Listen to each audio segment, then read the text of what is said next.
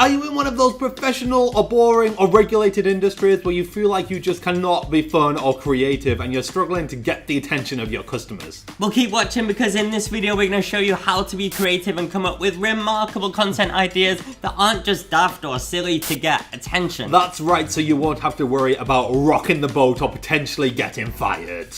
We're also going to talk you through a real life example of something horrendously boring and leave you with an exercise for you to come up with remarkable ideas for yourself. Let's do this, Pete. do this. Oh, let's creatively. Let's do this. There it is. In the crowded world that we live in, the competition for attention and eyeballs is fierce. Oh, that's good. And that's why we always say that the content you create needs to be remarkable in order to stand out. However, when we say that, people presume that we just mean be entertaining, or be silly, or be daft, or be immature, like sometimes Pete can be. Hey.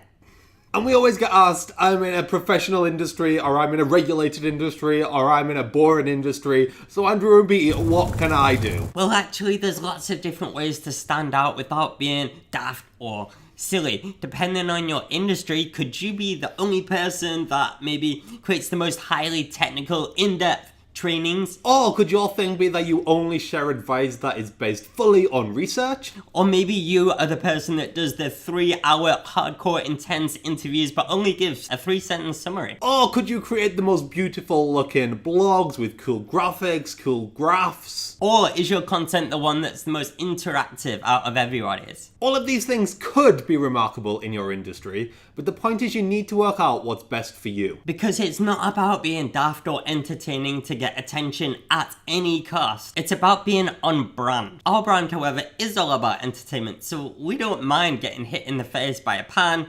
pieing my brother in the face, dressing up.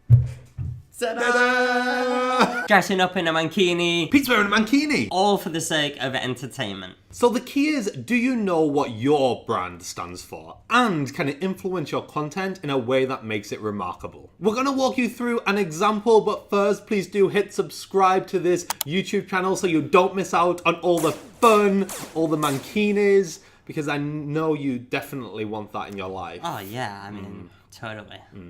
So the most boring industry example we could think of, paint. There's literally a metaphor about watching paint dry being the most boring thing ever. So we thought that would be a good example. So meet Farrow and Ball. They sell paint. Now there's not really much you can say about paint that's remarkable. Or potentially even slightly interesting. It's true. So what did Farrow and Ball do? Well, taking our advice on being remarkable, they could have done some extreme paint challenges. They could have painted animals wacky colours. They could have even literally painted the town red. Yeah, sounds good. And that would have all been different and remarkable and stand out, but the thing is, it's not on brand for them, and thus it would not work. Instead, they looked at what their brand was all about, and more importantly, what their product allowed people to do, which is to decorate your home with luxury. So that's exactly what their content is inspired by and what their content is all about too. And they created a whole blog called The Chromeologist, and it's all about how to create a beautiful, considered home, which at the time was completely remarkable in its industry. And this all stemmed from the brand. Now, if Farrow and Ball was all about maybe affordability, then their content might be all around DIY, but it's not. It's about luxury. So do you see how your brand could potentially create a framework for sparking ideas, but also boundaries to rein it in? Let's repeat that, okay? Just to make sure you get it. So your brand creates a framework for not only sparking ideas, but also reining them in. Creates a boundary so you don't get too crazy. So now the question comes down to you. What is your brand all about? What does your product or your services allow people to do? And can you use that to be more creative without being funny? He's been Andrew, I've been Pete. Make sure you subscribe for more marketing unboring.